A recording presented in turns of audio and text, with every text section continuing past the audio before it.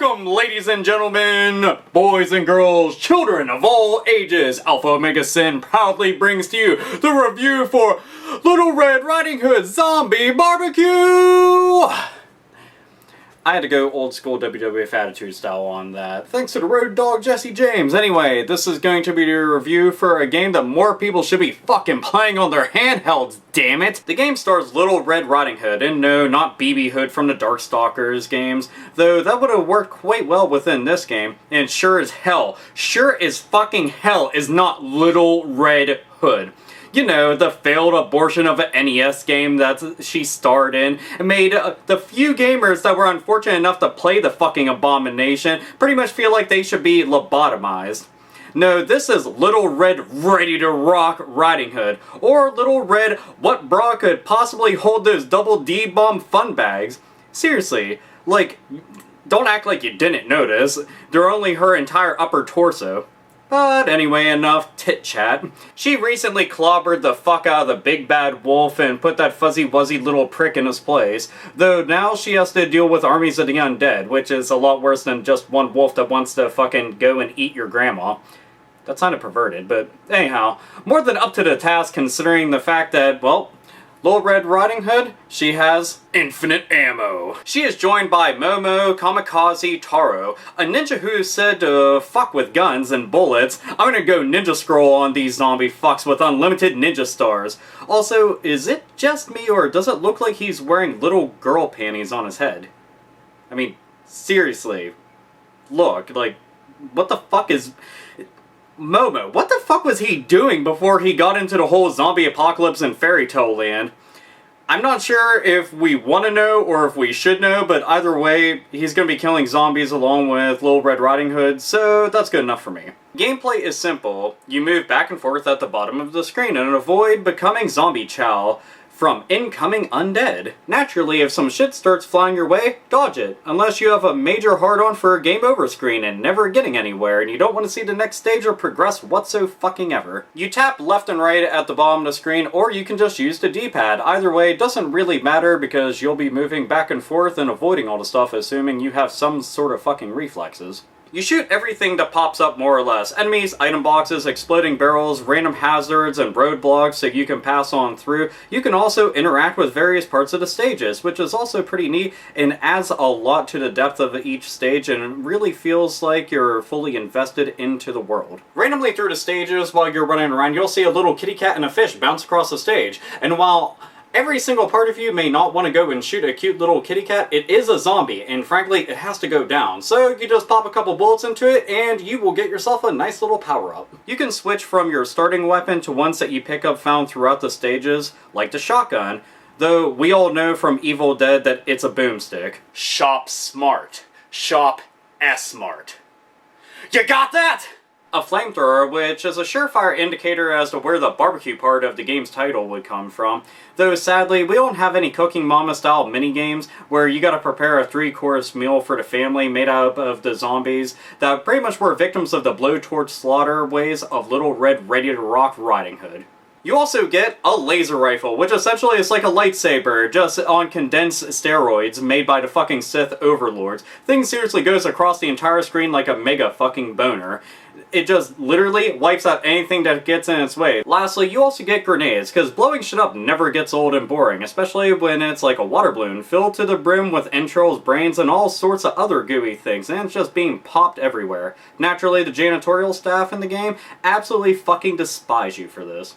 The main enemy that you'll run across in the game, naturally, is going to be zombies. Now, zombies are going to come in all sorts of different shapes and forms. You have the basic zombies that are just kind of slow movie. You have zombies that go much, much faster and pretty much are going to go for your throat.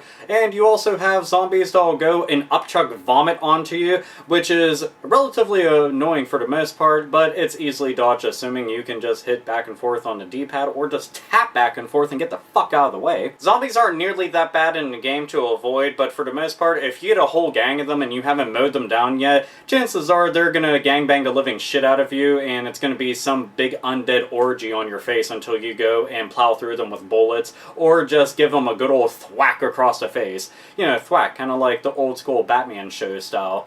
Thwack, zap, bam, boom, straight to the moon. Either way, it doesn't matter, just keep them the fuck off of you. Other enemies that you'll come across include toy soldiers, which shoot gigantic red lasers right down the entire stage for you to avoid. You also get big purple lumbering dudes that have meat cleavers in their heads, but they come fully equipped with double-bladed boomerang type weapons that they toss at you, and you pretty much just have to go and dodge. Not very hard, but they take a shitload of damage to kill. For fans of the old school horror movie The Blob, you should definitely recognize this enemy. It's a big gelatinous enemy that pretty much every time you shoot it, another version of it comes out but much smaller, and you shoot those ones, and then even more come out, and you shoot all of them until it's fully gone. The most annoying enemy in the game, though, hands down has to be the floating skulls. They shoot fire everywhere, and holy shit are they hard to deal with, because they're so fast, and you can't shoot at them nearly as quick as they can move out of the way. So when these enemies show up on screen, by all means, bust out the boomstick, wait for those fuckers to get close, and just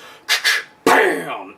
Blow them to fucking smithereens and absolutely annihilate their shit. Familiar faces pretty much pop up all over the place while playing through this game, especially since this is Fairytale Land, and you'll come across big-time boss battles with people like Gretel from Hansel and Gretel, though Gretel pretty much has a gigantic makeover and takes up over half the screen. She's freakishly fucking big and needs a diet. Little Red Riding Hood has to go toe-to-toe with her own grandmother, who pretty much looks like she's hopped up on the T-virus and the G-virus. Matter of fact, she was shooting it between her fucking toes and now is going apeshit crazy, and you have to go and put her down. You know, the right way.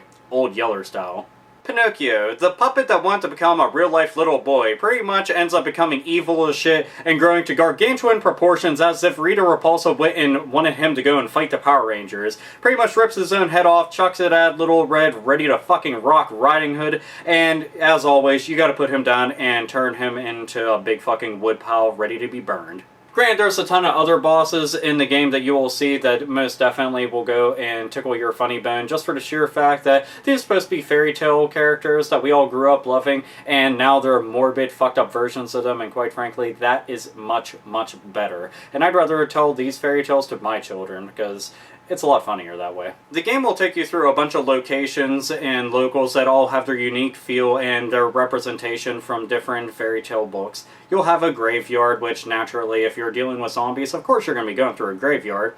You have the Lollipop Forest, which many of us are all very familiar with, and definitely makes you think of Candyland, except for, you know, the candy's on fire and it has razor blades inside of it. An Italian village where you even have to deal with a bunch of cars trying to run you down. That's just fucked up and makes you kind of scared to deal with the drivers there.